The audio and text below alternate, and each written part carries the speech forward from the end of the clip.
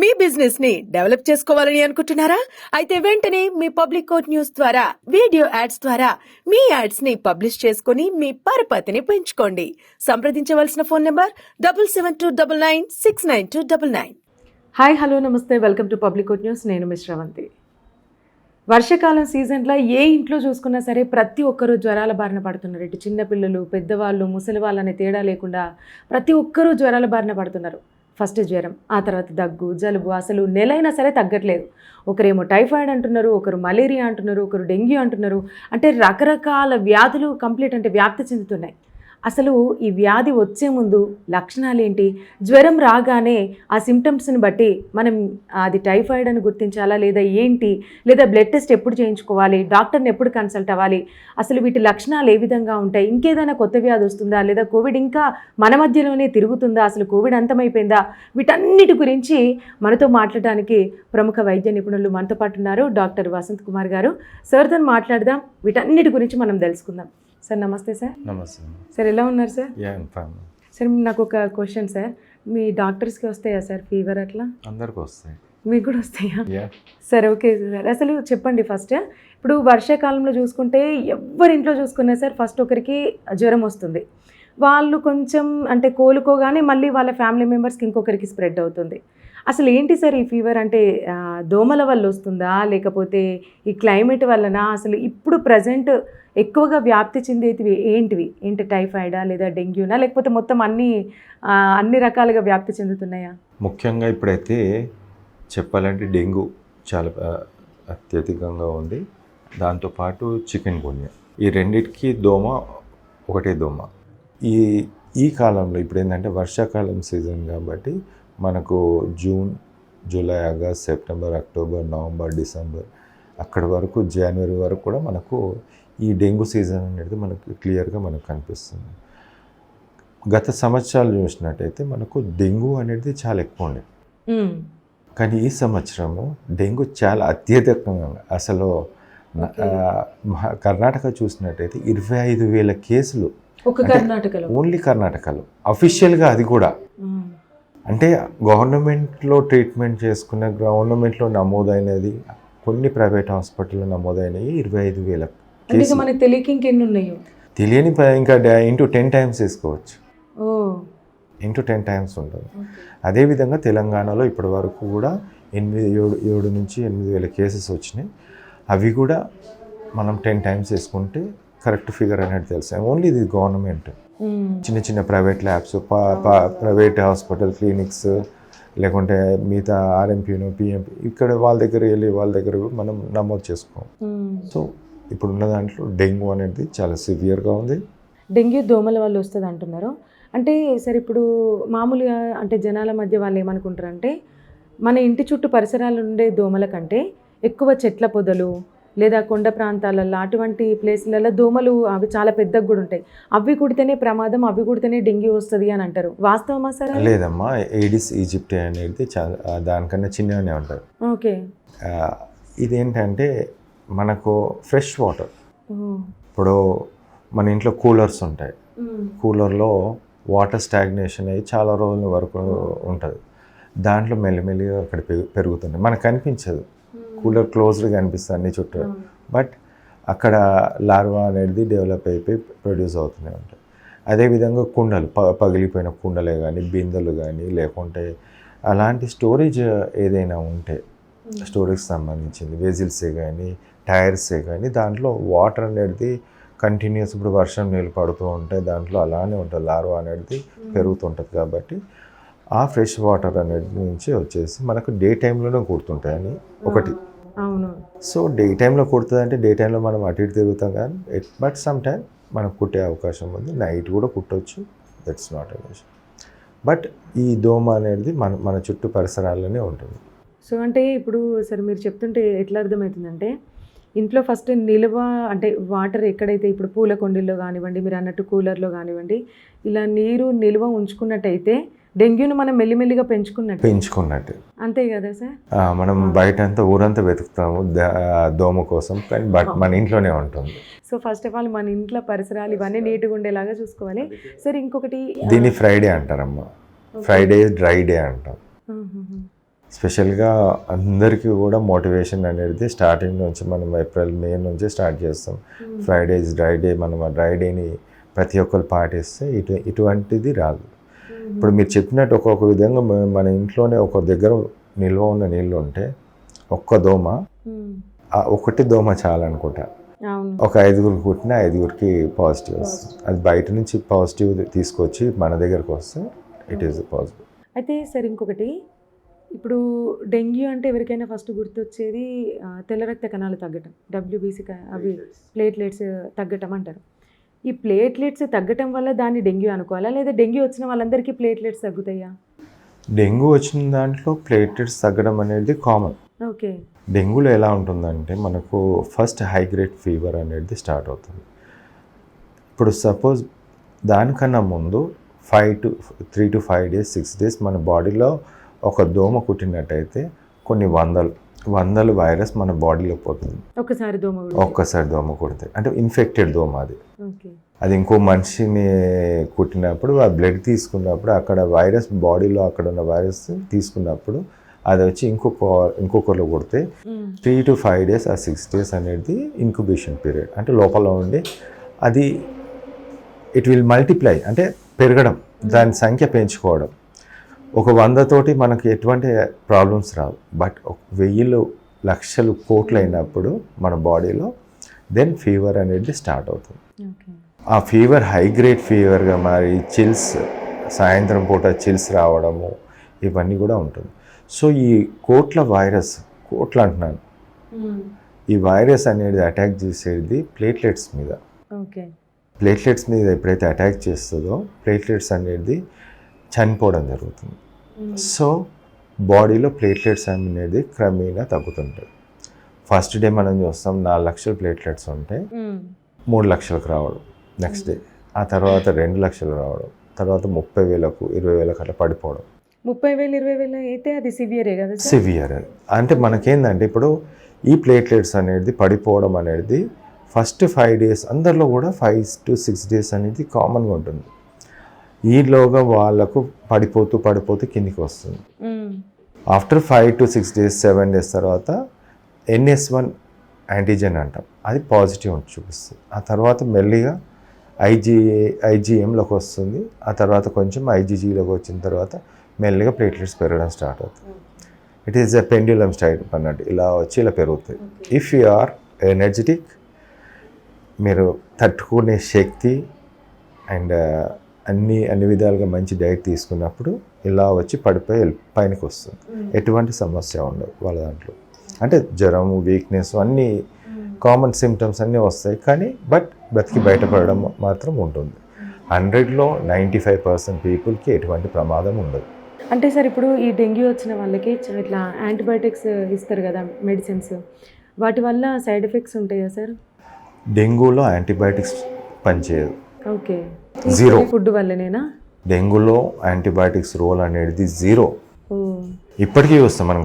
మొన్న నేను కూడా చూసాను, కార్పొరేట్ హాస్పిటల్ అదే ఇస్తారు కదా సార్ అవన్నీ.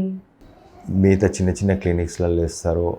ఇప్పుడు ముఖ్యంగా ఏంటంటే యాంటీబయాటిక్స్ అనేది నో రోల్, అసలు జీరో రోల్. ఓకే. అసలు ఇచ్చిన వేస్ట్. మరి కోర్స్ ఇస్తారు కదా సార్, 1 week దాకా వాడాలి, వాడితే మీరు వచ్చినప్పుడు ఒక డాక్టర్ ఏం చేస్తాడంటే, సపోజ్ పేషెంట్ మీరు వచ్చారు నా దగ్గరికి, ఏమని రాయాలి? ఫస్ట్ 10 రాయాలి.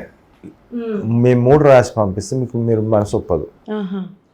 సరే ఏదో ఒకటి ముందు ప్యాంటప్రోజోల్ ఒక యాంటాసిడ్ రాస్తారు, తర్వాత నెక్స్ట్ యాంటీబయాటిక్ రాస్తారు, తర్వాత డోలో 650 రాస్తారు, ఆ తర్వాత ఇంక ORS రాస్తారు, ఆ తర్వాత ఇన్ కేస్ వామిటింగ్ ఉంటే వామిటింగ్ టైం. ఇవి మామూలుగా కామన్గా రాసేటి అందరూ, ఎవరు అతిథులు కాదు. దీంట్లో చాలామంది అసలు అంటే ఈ 2-3 తీసేస్తే మిగతా ఏముంటాయి అంటే 3 ఉంటాయి. వీడేం డాక్టర్ అంటారు. ప్రజలు కూడా అలానే ఉన్నారు, డాక్టర్లను అననీయలేదు, ప్రజలు అలానే ఉన్నారు. కాబట్టి దాని దగ్గర డాక్టర్లు ఏదో ఒకటి పెట్టడం అయితే జరుగుతుంది.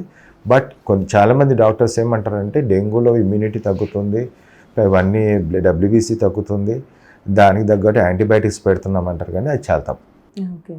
యాంటీబయాటిక్స్ పెడితే కూడా ప్లేట్లెట్స్ పడుతున్నాయి. దానికి సపరేట్గా చాలామంది ఏంటంటే ఆ కార్పొరేట్ హాస్పిటల్లో పోగానే మీకు ఫస్ట్ యాంటీబయాటిక్ పెట్టేస్తారు, ఒక ఐవీ లైన్ పెట్టేస్తారు. అవును. ఐవీ లైన్ పెట్టిన తర్వాత ఆ ఐవీ లైన్ ఒక రోజు 2 రోజులు ప్రతి యాంటీబయాటిక్ పైన, పారాసిటమాల్ పైన, మిగతా ఏది పైన బాడీ ఏంటంటే ఇమ్యూన్ మెకానిజం ఎలా ఉంటుందంటే ఏదైనా యాంటీజెన్ అనుకో బయట నుంచి వచ్చేది యాంటీజెన్గా భావిస్తాం. అది రాగానే యాంటీబాడీస్ ప్రొడ్యూస్ అవ్వడం, ప్లేట్లెట్స్ అనేది అగ్రిగేట్ అవ్వడం, అంటే ప్లేట్లెట్స్ అనేది దాని మీద యాక్ట్ చేయడం. ఇన్ఫ్లమేషన్ ఉంటుందమ్మా, ఇంజురీ, చిన్న ఇంజురీ తాకితేనే ప్లేట్లెట్స్ అనేది చాలా మటుకు అక్కడికి వచ్చేస్తాయి. సో బాడీ మన ఐవీ క్యాన్లో పెట్టినప్పుడు చాలా మటుకు ఈ ప్లేట్లెట్స్ అనేది లాస్ అవుతుంది. అలా కూడా పడిపోతుంది, ఆల్రెడీ వైరస్తో పడిపోతుంది. ఈ ప్లేట్లెట్స్ అనేది కూడా ఈ యాంటీబయాటిక్స్తో పడిపోతుంది. అందుకోసం థ్రాంబోఫ్లెబిటమిస్ అంటాం. ఇట్లా గడ్డ కట్టిపోతుంది. ఎవరైనా చూస్తుంటే వాళ్ళకు ఆల్రెడీ యాంటీబయాటిక్స్ తీసుకున్న వాళ్ళ నరం ఇక్కడ నుంచి వీన్ అనేది మొత్తం కూడా గడ్డ కడుతుంది, గడ్డలాగా అవుతుంది, రబ్బరీ టైప్లో పోతుంది. So there is a loss of platelets దే. మరి ఇప్పుడు ఈ డెంగ్యూలో ప్లేట్లెట్స్ అంటే తగ్గకుండా ఉండాలంటే ఇప్పుడు మీరు యాంటీబయాటిక్స్ వాడితే మొత్తం అది కూడా కంప్లీట్ 0 అని అన్నారు కదా సార్. సో మరి అంటే ప్లేట్లెట్స్ పెరగాలంటే మనం ఈ ఫుడ్ ద్వారానేనా? ముఖ్యంగా చాలా మంది పొప్పాయ జ్యూస్ అని చెప్పేసి లేదా కివి అని అట్లా తాగుతా ఉంటారు. మీరు కరెక్ట్ పాయింట్కి వచ్చారు. పొప్పాయ జ్యూస్ అనేది కూడా చాలా డేంజరస్. డేంజరసా?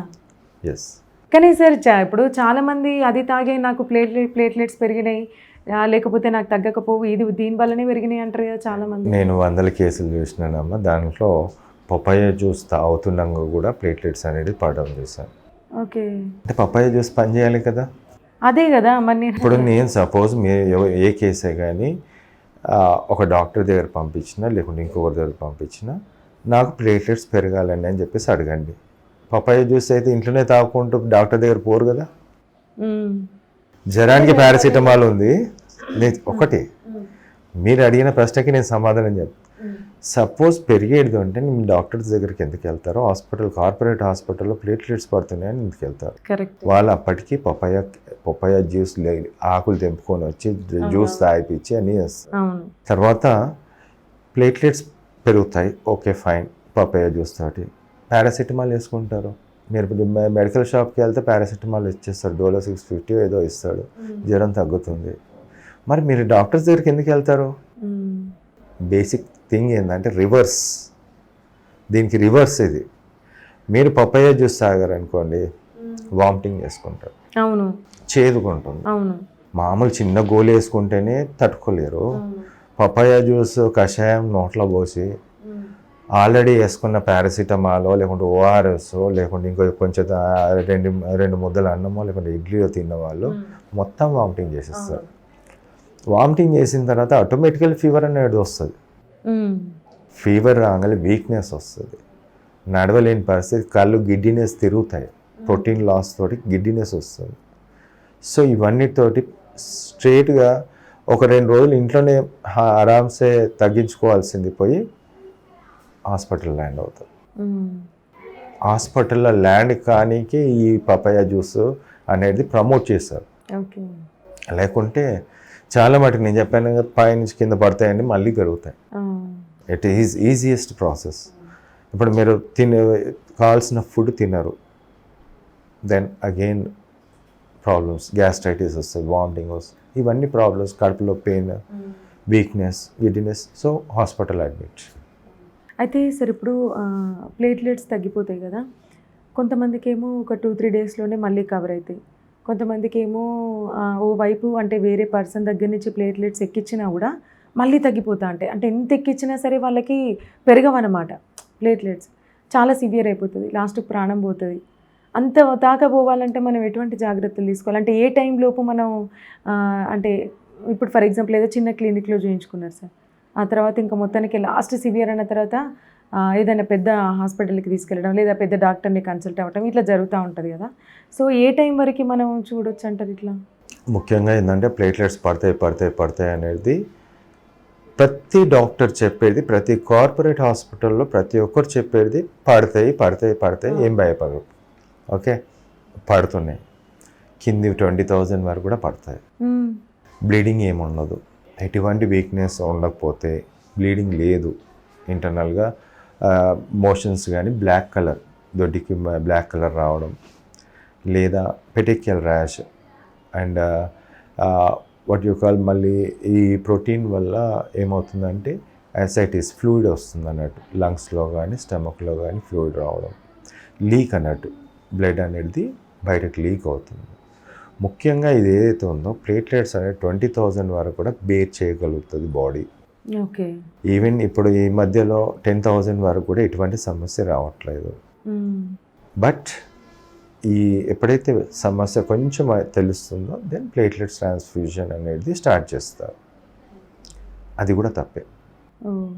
ప్లేట్లెట్స్ అనే పదం ఉంది కానీ ప్లేట్లెట్స్ ఎక్కించడం కాదు. దాంట్లో ప్లాస్మా అనే ఉంటుంది, మల్టీఫ్యాక్టోరియల్ ఉంటుంది, దాంట్లో క్లాటింగ్ ఫ్యాక్టర్స్ ఉంటుంది, దాంట్లో ప్రోటీన్ ఉంటుంది, అన్నీ ఉంటాయి. ఆ ప్రోటీన్ వల్లనే ప్లేట్లెట్స్ అనేది క్రమేణా పెరుగుతుంటాయి. అక్కడ ఉండే ప్లేట్లెట్స్ ఇచ్చే ప్లేట్లెట్స్ కాదు. సింపుల్ ఎగ్జాంపుల్, నేను క్వశ్చన్ ఒకటే, స్ట్రైట్ ఫార్వర్డ్ క్వశ్చన్, అంటే ఈ WHO ఫ్రేమ్ చేసిన దానికి నేను సవాల్గా విస్తున్నా.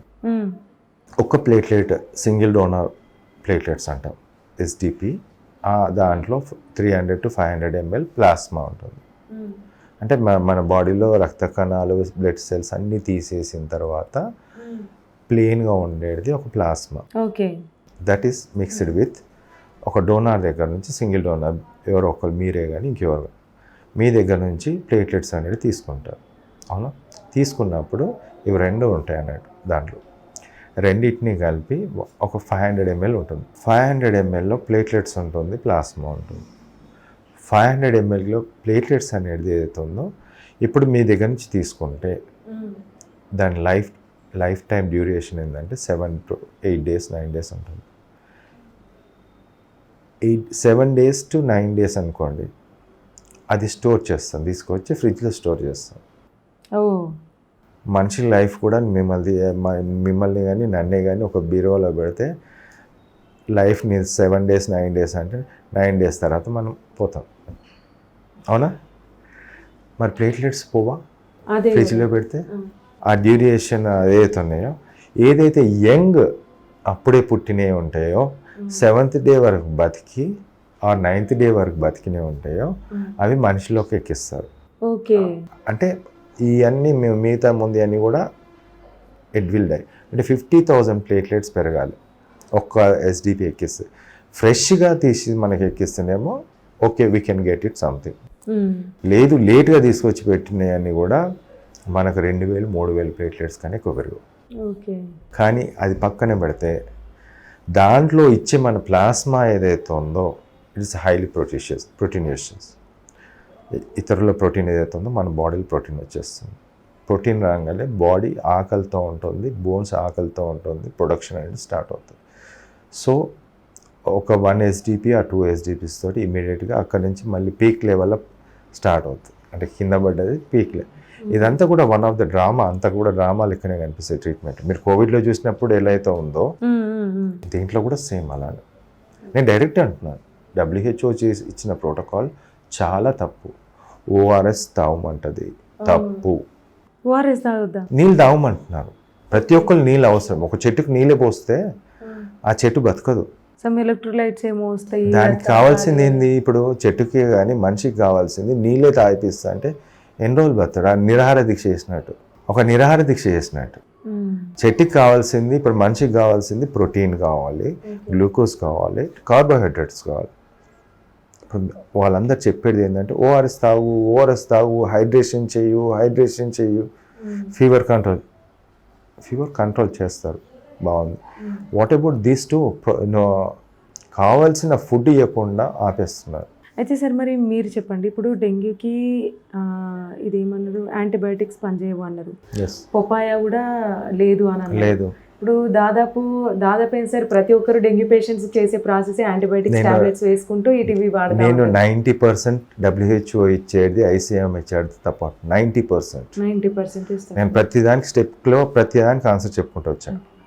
సరే సార్, అంటే ఇప్పుడు మీ దగ్గర ఈ 10% ఏందో ఉందంటే హైడ్రేషన్ అనడానికి ఒక 10% ఇస్తాను. మనిషి బతికేది నీళ్ళతోటి, మనం బతకాల్సిందే.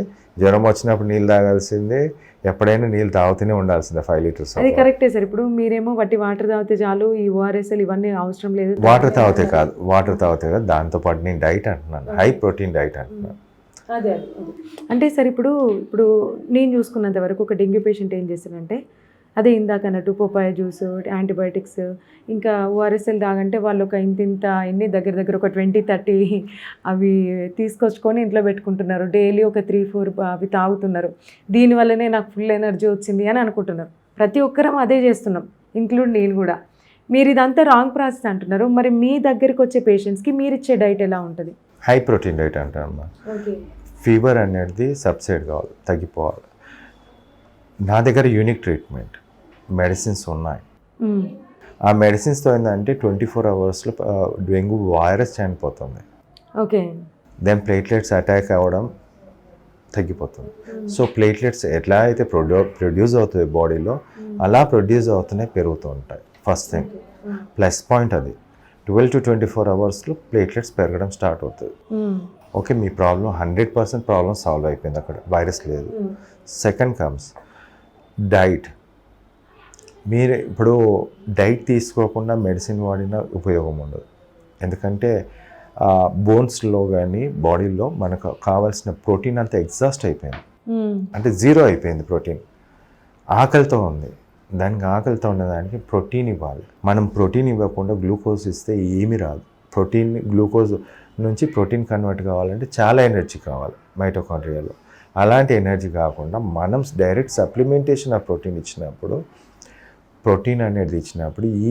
ఈ ప్లేట్లెట్స్ పెరగడానికి కూడా దోహదపడుతుంది, అంటే పెరగడం స్టార్ట్ అవుతుంది. అంటే ప్రోటీన్ ఫుడ్ అంటే లైక్ ఏమేమి తీసుకోమంటారు? అన్నీ తీసుకోవచ్చు. What ever the protein, vegetarian ఉంది, నాన్ వెజ్ ఉంది. You can take boiled eggs, mutton తీసుకోవచ్చు, ఫిష్ తీసుకోవచ్చు. ఫీవర్ వస్తే అవి మటన్ అట్లాంటి ఫీవర్ పోతుంది కదమ్మా 24 అవర్స్లో. ఓకే, ఫీవర్ తగ్గిన తర్వాత ఇవి తీసుకోమంటారు. ఫీవర్ తగ్గుతుందమ్మా, fever will come down. Mean time అక్కడ తినరు ఏంది, మన పక్కన శత్రువులు ఉంటారు. ఒకడు కషాయం పట్టుకుంటాడు, ఒకటి అదేంటి బకెట్ ఆఫ్ పపాయ జ్యూస్, ఒకడేమో ఫ్రూట్స్ పట్టుకుంటాడు, ఒకడేమో ఓఆర్ఎస్ బాటిల్ పట్టుకుంటాడు, ఒకడు యాంటీబయాటిక్ పట్టుకుంటాడు. తర్వాత ఇవన్నీ తినద్దు, నాన్ వెజ్ తినద్దు, పక్కన పడేయండి అన్నట్టు. అంటే తినాల్సిందే తిననీయకుండా చేసి ఈ విధంగా చేయడం అన్నట్టు. మన శత్రువులు మన చుట్టే ఉన్నారు, బయట హాస్పిటల్ వాళ్ళు ఏంటంటే రిసీవర్స్ అంతే. రండి బాబు రండి అన్నట్టు. అదే మీరు చెప్పండి, నేను ప్రతి కేసు అంటాను, నేను మీ పక్కన లక్ష పెట్టుకుని రండి నా దగ్గర కంట. పక్కన చుట్టుపక్కల అన్ని చెప్పేవాళ్ళు ఉంటారు కదా, ఒక్కొక్క లక్షలు ఒక 2-3 లక్షలు కార్పొరేట్ హాస్పిటల్ అవుతాయి కదా, అలానే పట్టుకురండి, నేను మెడిసిన్ పెడతాను, ఫుడ్ పెడతాను, అన్ని పెడతాను అని చెప్తాను. అలా అవుతుందండి.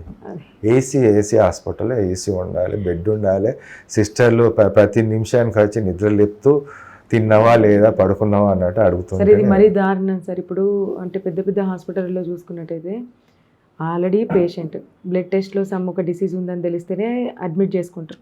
మళ్ళీ అది తగ్గిందా లేదా అని చెప్పడానికి రోజు ఒక 2-3 సార్లు శాంపిల్స్ తీసుకోవటం, టెస్ట్ చేయటం, అది ఇంకా పేషెంట్ని ఇంకా ఇబ్బంది పెట్టడం అవుతుంది కదా.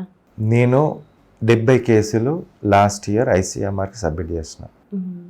ఎట్ ఏ స్టేజ్ కంటిన్యూస్గా ప్రతి కేసుది మరి 20,000 వచ్చిన ప్లేట్లెట్స్ పెరిగినాయని చూపించిన, 10,000 వచ్చినా చూపించిన, 30,000 వచ్చిన, అన్నీ చూపించిన ప్రతిదీ కూడా రిపోర్ట్తో సహా 300 పేజీల్లో ICMRకి ఇచ్చొచ్చిన. సార్ ఇది బాగా పనిచేస్తుంది, there is no side effects, nothing, ఇది పెరుగుతుందని ఈసారి కూడా చూపిస్తున్నాను. ఓకే సార్, అంటే ఇప్పుడు డెంగ్యూ గురించి మీరు ఇది ఇంత చెప్పారంటే జనాలందరూ నమ్మేది ఒకటి, బట్ అసలైన వైద్యం అనేది వేరే ఉన్నదని తెలిసింది నాకు ఇప్పుడు మీతో మాట్లాడిన తర్వాత. అయితే సార్ డెంగ్యూ ఒకరి నుంచి ఒకరికి వ్యాప్తి చెందుతుందా? ఇప్పుడు ఫ్యామిలీలో ఒకటి రాదమ్మా. ఒక చిన్న ఇక్కడ క్లారిఫికేషన్, దోమలో ఎక్కువ డెంగ్యూ వైరస్ ఉంటుందా, మనిషిలో ఎక్కువ డెంగ్యూ వైరస్ ఉంటుంది? మనిషి లోపల ఉంటుందా డెంగ్యూ వైరస్? ఇప్పుడు దోమ దాంట్లో కొన్ని ఎంత సైజ్ ఎంత చిన్నది, ఎన్ని ఉండొచ్చు వైరస్? ఒక 1000-500 ఉండొచ్చు. కానీ మనిషి అనే బాడీలో 5 లీటర్స్ ఆఫ్ బ్లడ్ ఉంటుంది. ఆ బాడీలో ఎంత వైరస్ ఉండాలి, కోట్లలో ఉండాలి వైరస్. ఈరోజు మన వ్యవస్థ అంతా కూడా దోమని చంపనీకపోతుంది రివర్స్గా. అర్థమైందా? రివర్స్ అన్నట్టు. నేను ఇప్పటివరకు అన్ని రివర్స్, వాళ్ళు చెప్పినవన్నీ సమాధానం ఇస్తున్నా, క్లారిఫికేషన్ ఇస్తున్నా. ఇది కూడా అంతే. మనిషిలో ఉన్న వైరస్ చంపకుండా దోమని చంపితే ఏం లాభం? ఇప్పుడు సపోజ్ మనిషిలో ఉన్న వైరస్ని మీరు 1-2 రోజుల్లో కంప్లీట్గా పోయే మందులు ఉన్నాయి, వాడండి అంటున్నాను, తీసుకురండి అంటున్నాను. అది 2 రోజుల్లో నీకు వైరస్ చనిపోయినప్పుడు మీకు దోమ వచ్చి కొట్టినా దాంట్లో వైరస్ ఉండదు, జస్ట్ బ్లడ్ ఉంటుంది. అది కూడా పాపం జీవే. మనం ఎట్లనో మిగతా యానిమల్స్ మీదనో లేకుంటే ఎట్లనో బతుకుతున్నాం, అవి కూడా మన పైన ఆధారపడి ఉన్నాయి. డ్రాప్ ఆఫ్ బ్లడ్ తీసుకొని పోతుంది, కానీ ఇన్ఫెక్టెడ్ కాదు. మనం డిక్రీజ్ చేయాల్సిన వైరస్ ఏదైతే ఉందో, మనిషిలో ఉండే బాడీలో ఉండే వైరస్ని డిక్రీజ్ చేసినప్పుడు ఆటోమేటికల్లీ మిగతా డెంగ్యూ అనేది వ్యాప్తి చెందదు. సార్ ఇప్పుడు డెంగ్యూ చికెన్ గున్యా రెండు సేమైనా, బట్ చికెన్ గున్యా వచ్చిన వాళ్ళకి ఏంటంటే జాయింట్ పెయిన్స్ ఎక్కువ ఉంటాయి సార్. వాళ్ళు కూర్చున్నా లేవలేరు, ఇన్ కేస్ నడిచినా వాళ్ళకి అంటే అణువు మొత్తం అన్నీ అంటే పెయిన్ ఎక్కువ అవుతూ ఉంటుంది. ఒక 1 month అయినా వాళ్ళకు తగ్గదు. అంటే పెయిన్స్ మొత్తం తగ్గడానికి దగ్గర ఒక 6 months దాకా టైం పట్టుద్ది. ఇప్పుడు మీరు ఈ ట్రీట్మెంట్ అంటే ఈ డెంగ్యూకి ఏ విధంగా ఉంది, బయట మీరు ఇచ్చే ట్రీట్మెంట్ చెప్పారు కదా, సో చికెన్ గున్యాకి సార్? చికెన్ గున్యా కూడా ఉందమ్మా. 12 to 24 hours, 24 hours ఫీవర్ పోతుంది. ఓకే. అండ్ ద థింగ్ ఏంటంటే ఈ వైరస్ ఏదైతే 4 to 5 days బాడీలో ఉండేదైతే క్రియేట్ చేస్తుందో, ఆ ఇంక్యుబేషన్ పీరియడ్లో బాడీలో ఎంటర్ అయిపోయి దానిపైన చేస్తూనే ఉంటుంది ఫీవర్ వచ్చే వరకు. అండ్ ఇంకొకటి ఏంటంటే హెడేక్, ఫీవర్, బాడీ పెయిన్స్ అనేది కూడా తగ్గుతాయి, మెడిసిన్స్తో ఉన్నాయి. ఇక ముఖ్యమైనది ఏంటంటే జాయింట్ పెయిన్స్. ఇప్పుడు అందరు జాయింట్ పెయిన్స్ మీద ఎక్కువ ఫోకస్. అవును. ఇప్పుడు నేను ఫోన్లో ఇప్పుడు మాట్లాడించమంటే మాట్లాడిస్తాను. ఇప్పుడు నా చికెన్ గున్యా పేషెంట్స్ ఓన్లీ 5 days. 5 daysలోనే మొత్తం 5 days క్లియర్. జాయింట్ పెయిన్స్ కానీ అన్నీ. ఓ, ఎప్పుడు మాట్లాడించమంటే మాట్లాడిస్తాను పేషెంట్తో. అదే సార్, అంటే ఇప్పుడు మీ దగ్గరికి వచ్చిన పేషెంట్కి ఏమో 5 రోజులలో తగ్గిపోతున్నాయి. మరి బయట వేరే డాక్టర్లు పెద్ద హాస్పిటల్కి వెళ్తున్నారు, అడ్మిట్ అవుతున్నారు, అంత పెద్ద ట్రీట్మెంట్ తీసుకునే వాళ్ళకి ఎందుకు తగ్గట్లేదు? మరి అసలు ఏంటి అక్కడ ట్రీట్మెంట్కి ఇక్కడ ట్రీట్మెంట్కి ఏంటి డిఫరెన్స్ అసలు? సరి అయిన ట్రీట్మెంట్ లేకపోవడం. కానీ మీరు ఇచ్చే టాబ్లెట్స్ కంటే అక్కడనే ఇన్ని ఇస్తున్నారు కదా సార్ టాబ్లెట్స్. నా దాంట్లో అవసరం లేదు. నా దాంట్లో 3 మల్టీవిటమిన్స్ పెడతా. ఓకే. మల్టీవిటమిన్, వైటమిన్ D3 అవన్నీ పెడతా. The other set of medicine, ఒకటి వైరస్ని చంపేది, ఇంకొకటి దాన్ని ఇప్పుడు ఏదైతే మన ఇప్పుడు ప్రోటీన్, అది కూడా ప్రోటీనే. ఓకే. లివర్లో నుంచి అక్కడి నుంచి ఇక్కడ నుంచి తీసుకున్న ప్రోటీన్ అంతా పోయి సైనోవియల్ ఫ్లూయిడ్ అంటే జాయింట్స్లో మధ్యలో గ్యాప్లో పొరలా ఉంటుంది, దాంట్లో పోయి ఈ ప్రోటీన్ అనేది డిపాజిట్ అవుతుంది. సో అన్ని వేళ్ళు, కాళ్ళు అలా depends upon the age. Younger వాళ్ళు తొందర రికవర్ అవుతారు, ఓల్డ్ ఏజ్ వాళ్ళు చాలా సఫర్ అవుతారు. సో ఆ ప్రోటీన్ డిపాజిట్ అయినప్పుడు అలానే డిపాజిట్ అవుతూ ఇన్ఫెక్షన్ పోయిన ఆ తర్వాత కూడా వాళ్ళకి జాయింట్ పెయిన్స్ అనేది కంటిన్యూస్ ఉంటుంది.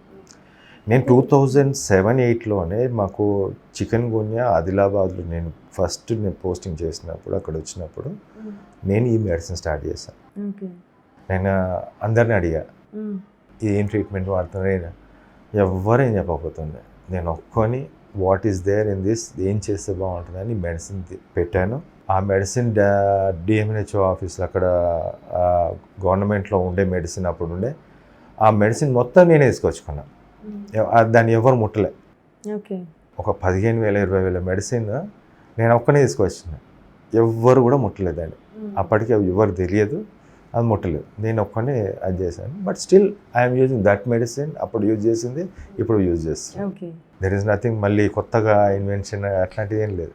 అయితే సార్, ఇప్పుడు డెంగ్యూ వచ్చిన పేషెంట్స్ కొంతమంది ప్రాణాలు పోగొట్టుకున్నారు. చికెన్ గున్యాలు అది చూసుకున్నట్టయితే కొంచెం తక్కువనే కదా సార్? చికెన్ గున్యాలు ప్రాణ నష్టం ఉండదమ్మా, కానీ ప్రాణాలు పోయేంత పరిస్థితి ఉండదు. వేరేజ్ డెంగ్యూలు ఏంటంటే ప్లేట్లెట్స్ పడిపోవడము, ప్రోటీన్ అనేది పడిపోతుంటుంది. ప్రోటీన్ పడిపోవడం వల్లనే, ఆల్బుమిన్ అనేది పడిపోవడం వల్లనే గిడ్డినెస్ వస్తుంది, చక్కెర వస్తుంది వాళ్ళకు. అంటే ఫీవర్ వచ్చి ఎక్కువ కళ్ళు తిరుగుతున్నట్టు అనిపించడం అది అట్లా? అది తర్వాత ఫీవర్ అనేది వేరు, చక్కెర రావడం వేరు. అంటే అసలు డెంగ్యూ లక్షణాలు సార్? డెంగ్యూ లక్షణాలలో అసలు కూర్చోలేడు. ఓకే.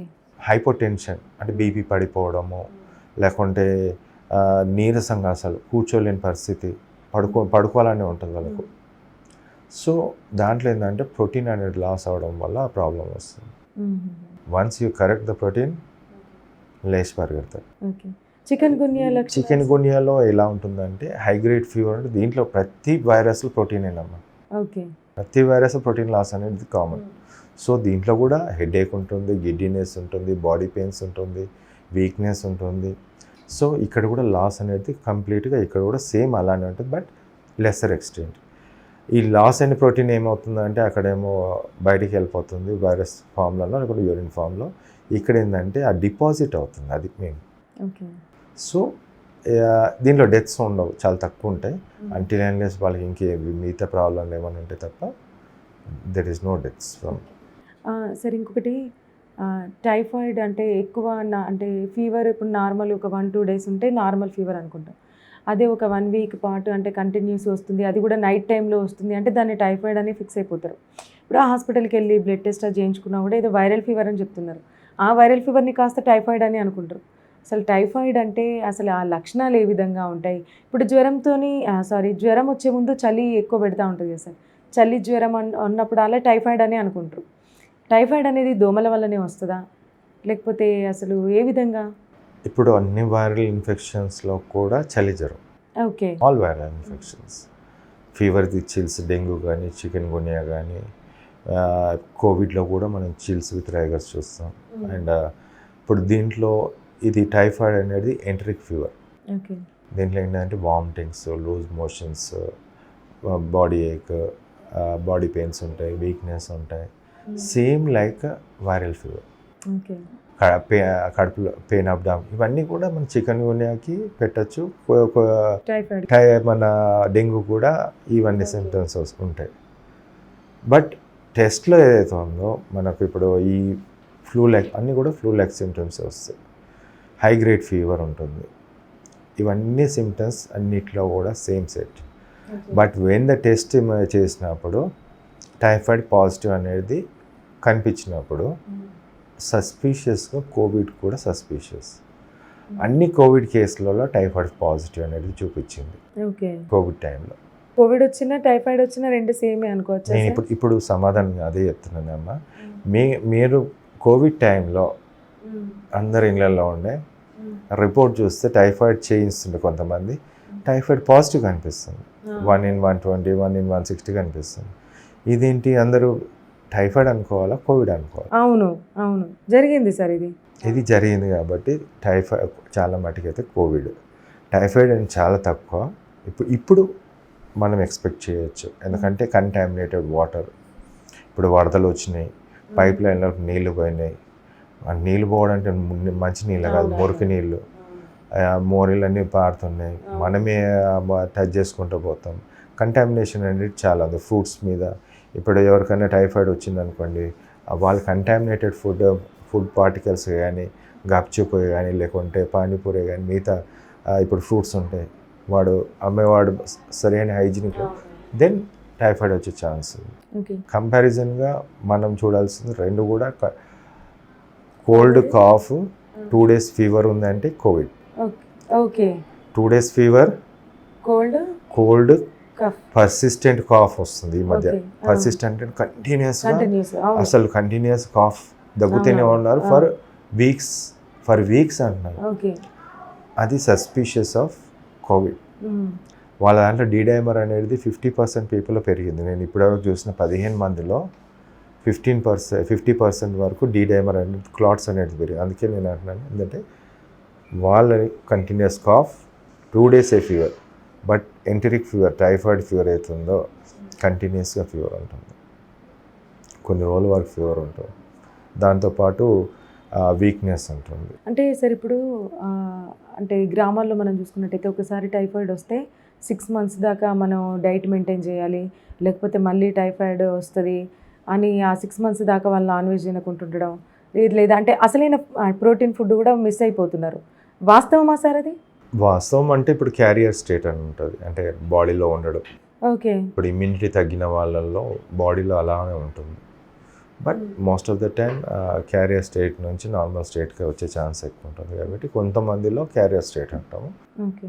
హై పాసిబిలిటీ, ఎందుకంటే వాళ్ళు సరైన డైట్ తీసుకోకపోవడం వల్ల. మన బాడీలోని నార్మల్ మెకానిజం, వైరస్ని చంపే మెకానిజం ఉంది, బ్యాక్టీరియాని చంపే మెకానిజం ఉంది, ఫంగైని చంపే నార్మల్ మెకానిజం బాడీలో.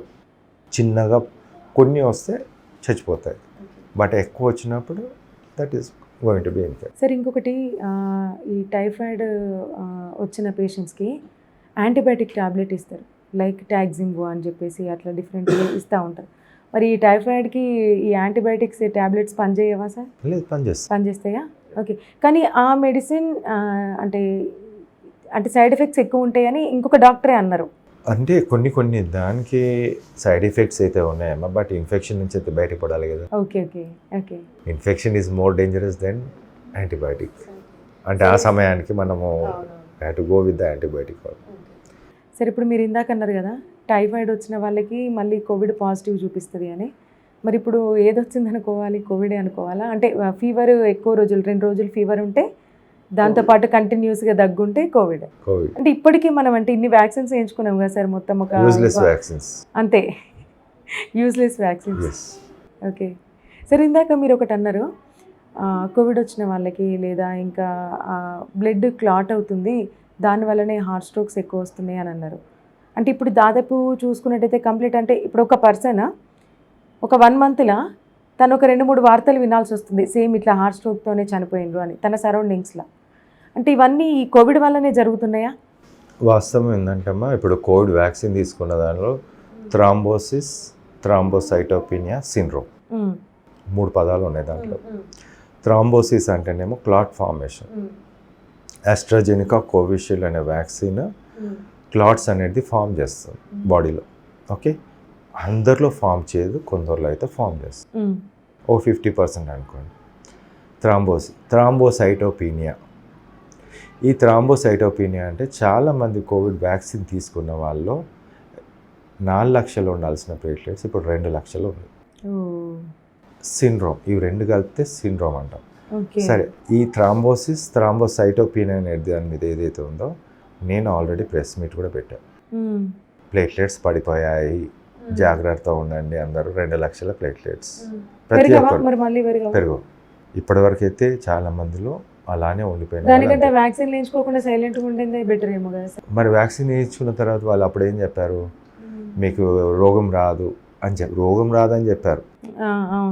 సివియారిటీ రాదని కాదు, వచ్చిన వాళ్ళు ఉన్నారు, చచ్చిన వాళ్ళు ఉన్నారు. సెకండ్ వేవ్లో మీరు చూసినట్టు చాలామంది చనిపోయారు వ్యాక్సిన్ వేసుకొని కూడా. ఆ తర్వాత కూడా ఏదైతే ఉందో ఈ ఒమైక్రాన్ వేవ్ వచ్చిన దాంట్లో కూడా చనిపోయారు. అంటే థ్రాంబోసైటోపినియా అనేది మీ బాడీలో ఆల్రెడీ ఉంది. ఓకే, అది రేర్ కాదు, కామన్ ఫినామినా. పుండు మీద కారం చల్లినట్టు మళ్ళీ కోవిడ్ ఇన్ఫెక్షన్ బయట నుంచి వచ్చినప్పుడు అది కూడా క్లాట్స్ ఫామ్ చేస్తుంది. అందుకే డైమర్ లెవెల్ పెరుగుతుంది. సో ఈ 2 కాంబినేషన్లో ఒక్కరోజు ఫీవర్ అన్నా 2 రోజులు ఫీవర్ అన్నా మీరు మంచిగా ఉన్నారనుకోండి. ఇప్పుడు యంగ్ పిల్లలు ఉన్నారు, వాళ్ళందరూ ఇప్పుడు గణపతి చవితి అంటే 9 రోజులు అందరు ఎగడం దుంకడం అన్నీ ఉంటాయి.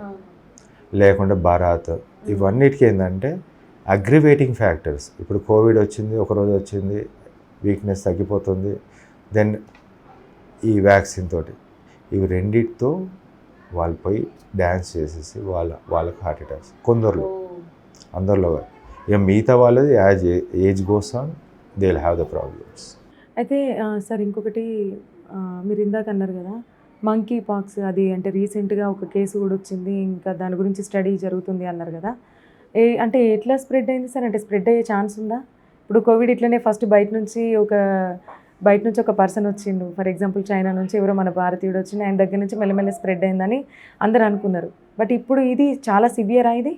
ముఖ్యంగా ఇప్పుడు మనకు WHO చెప్పిన దాన్ని బట్టి ఏదైతే ఉందో ఒక ఎమర్జెన్సీ డిక్లేర్ చేశారు. Monkey pox is emergency. అసలు ఎమర్జెన్సీ డెంగ్యూ. ప్రపంచవ్యాప్తంగా డెంగ్యూ కేసులు విపరీతంగా ఉన్నాయి, అది పెద్దది. కర్ణాటకలోనే 25,000 కేసులు అంటే మీరు అర్థం చేసుకోండి దేశంలో ఎంత ఉంటాయి. ఈ ట్రాపికల్ కంట్రీస్ కింద ఈక్వేటర్ కన్నా కింద ఇప్పుడు చైనా లోవర్ పార్ట్, లేకుంటే Bangladesh, Pakistan, Saudi Arabia, south America, ఇవన్నీ కంట్రీస్ కూడా చాలా ఎఫెక్టెడ్. ఇప్పుడు నార్త్లో కూడా పోయింది ఆల్రెడీ, క్లైమేట్ చేంజ్ అవ్వడం వల్ల పైన కూడా వెళ్ళింది. యూరోప్లో కూడా ఇప్పుడు డెంగ్యూ అనేది వస్తుంది. మంకీ పాక్స్ అనేది ఒక 20,000 30,000 కేసులు అంతే. ఓకే, ఏది పెద్దది? ఇది డెంగ్యూ. మరి ఎమర్జెన్సీ చెప్పాల్సింది డెంగ్యూ చెప్పాలి, not the monkey pox. Monkey pox also వాళ్ళు ఒక 2 దేశాలు ఆధిపత్యంతో ఉన్న WHO చేస్తున్న అది మంకీ పాక్స్ని కూడా ప్రమోట్ చేస్తుంది. ఓకే, ప్రమోట్ అంటున్నాను నేను దాన్ని. ఎందుకట్లా ప్రమోట్ అని ఎందుకు అంటున్నారు మరి? ఇప్పుడు కొన్ని కంట్రీస్లో వచ్చిందమ్మా, దానికి చెప్పని అవసరం లేదు. That should not be like vigilant చేయొచ్చు, వస్తుంది జాగ్రత్త పడండి, బాగుంది. చేయాల్సిందాన్ని చేయరు, మీరు డెంగ్యూకి చేయరు, కానీ దానికి చేస్తారు. ఏమి వస్తుంది? What message you want to give? Sir నాకు ఒకటి అంటే, నాకు మీతో ఇంత అంటే ఇదివరకు ఇంటర్వ్యూలో కానీ ఇప్పుడు కానీ మాట్లాడిన తర్వాత నాకు ఏం అర్థమైందంటే,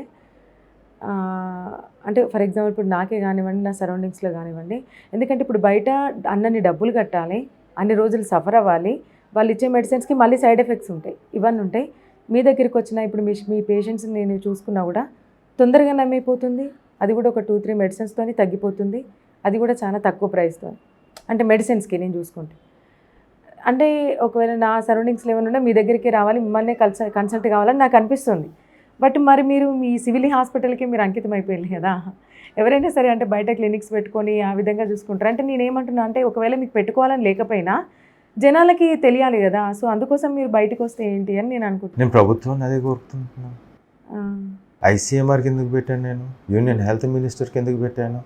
కోవిడ్, డెంగ్యూ, చికెన్ గున్యా కూడా పెడతాను, HIV పెడతాను. ఎవరికమ్మా చిత్తశుద్ధి ఉండాల్సిందే?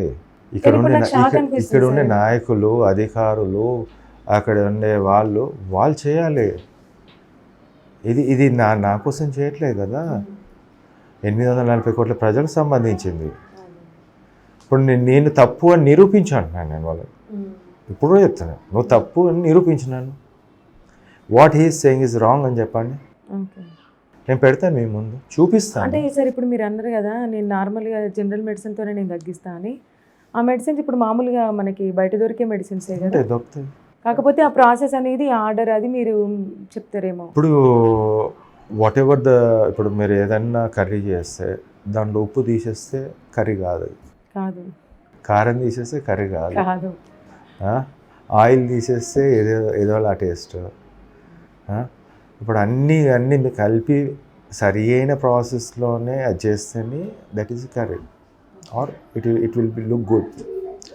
నేను ఆ ఫోర్టిఫైడ్ థింగ్ దాన్ని కరెక్ట్ ప్రొసీజర్లో తీసుకొచ్చి మీ ముందు పెడతా, చేయండి. ఇప్పుడు నేను 10 మందికి ట్రీట్ చేయాల్సింది కాదు, నా దృష్టిలో 10 మంది లెక్క కాదు, నా దృష్టిలో 840 కోట్ల మందికి నేను ఆన్సర్ ఇస్తున్నా.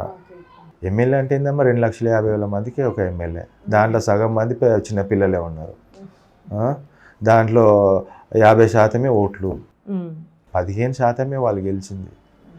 చిత్తశుద్ధితోటి ఇప్పుడు ఈ ఎమ్మెల్యేలే కానీ, ఎంపీలే కానీ, మినిస్టర్లే కానీ, ఎవరే కానీ తీసుకురావాల్సిన బాధ్యత వాళ్ళది. నేను చెప్తున్నాను కదా, ఇవన్నీ నేను రెడీ ఉన్నాను, నా డబ్బులతో నేను ఖర్చు పెట్టుకొని నేను చేసింది. వాళ్ళ దగ్గర నుంచి అడుక్కోనా, లేకుంటే ఏదో వాళ్ళు స్కామ్లు చేసి చేయలే కదా, నా డబ్బులతో నేను చేసి నేను ఇస్తున్నాను, తీసుకోనికి ఏం బాధ వాళ్ళకు. సరే సార్, అంటే ఇప్పటి వరకు మేము అడిగిన వాటన్నిటి కూడా చాలా క్లుప్తంగా చెప్పారు, అంటే చాలా డీటెయిల్డ్గా. ఎందుకంటే ఎవరైనా సరే ఇప్పుడు మనం ఒక వార్త ఒక బులెటిన్ మనం చూస్తున్నామంటే అందులో ఖచ్చితంగా ఆరోగ్య నివేదిక గురించి కూడా చెప్తూ ఉంటారు, ఏది WHO నివేదిక గురించి కూడా చెప్తూ ఉంటారు. ఏదైనా సీజనల్ వ్యాధులు ఏమన్నా వచ్చినాయంటే ప్రతి ఒక్కరు కూడా దాన్నే నమ్ముతారు, నమ్మాల్సిందే. బట్ అదే రాంగ్ అని మీరు అంటున్నారు. సరే సార్, అంటే మీరు ఇప్పటి వరకు మీరు చాలా ప్రయత్నం చేస్తున్నారు, బట్ ఫలితం మాత్రం లేకుండా పోతుందని అంటున్నారు. సో ఖచ్చితంగా అక్కడి నుంచి ఫలితం రావాలని నేను కోరుకుంటున్నాను మనస్ఫూర్తిగా. ఒకటమ్మా, నేను ఇక్కడ మీకు అబ్జెక్ట్ చేస్తున్నాను, ఆనందయ్య ఎవరమ్మా? అవునవును, ఇది వరకు మనం is a great scientist of India. సైంటిస్టా? ఆనందయ్య, నెల్లూరు ఆనందయ్య కోవిడ్లో సైంటిస్ట్ సార్ ఆయన. అంతే కదా. రామ్దేవ్ బాబా ఎవరు? గొప్ప సైంటిస్ట్. ఇంకా ఆయన మేధావి, ఆయన భగవంతుడు. అలాంటి వాళ్ళని చూపించే ఈ ఈ ఆధునిక టెక్నాలజీ ఏఐలో ఒక సైన్స్తో చెప్పేవాడిని చూపించారు. తేడా అది. అంటే ఎందుకు సార్ అట్లా? అంటే మీకు ఏమైనా పొలిటికల్ లీడర్స్ అట్లా మీకు ఎవరన్నా అంటే మీ సరౌండింగ్స్లో లేరన్నా? ఎందుకు మరి మీకు ఎందుకు బలం లేదు మరి? అట్లాంటి వాళ్ళకి వచ్చినంత బలం మరి మీకు ఎందుకు వస్తలేదు? అది నా ఇప్పుడు అదే కదా, నేను సైన్స్తో నేను మాట్లాడుతున్నాను. నేను ఎక్కడ కూడా నేను ఇది తప్పు అని చెప్పేసి నేను దాటి మీరు నేను అనట్లేదు. ఆన్సర్ రీజన్ తోటి ఇస్తున్నాను. అంటే మీ దగ్గర విత్ ప్రూఫ్స్ ఉన్నాయి, అంటే పేషెంట్స్ రిపోర్ట్స్ కానివ్వండి అన్నీ మీ దగ్గర ఉన్నాయి. నేను కూడా ఇదివరకు లాస్ట్ ఇంటర్వ్యూకి వచ్చినప్పుడు కూడా నేను చూసిన. మరి ఎందుకు అట్లా? మరి పోనీ ఒకసారి ఆ బలం ఏ విధంగా వస్తుంది అనేది అట్లా కూడా ట్రై చేయకపోయినా? మరి ట్రై చేసినాము, కాళ్ళు పట్టుకోవడం తక్కువ. ఓ ఒకటి ఇది మాత్రం నా చరిత్ర, ఇది చరిత్ర నేను రాస్తూనే ఉంటా. చరిత్రహీనులు కావాలనుకుంటే ఎవ్వరు కావాలంటే వాళ్ళు కావచ్చు. మీరు మీ ఛానల్ చాలా మంచి ఛానల్ కాబట్టి ఈరోజు some day it will come out, this channel has given the correct answer to the people అని. వాళ్ళు ఇవ్వకపోతే వాళ్ళ కర్మ.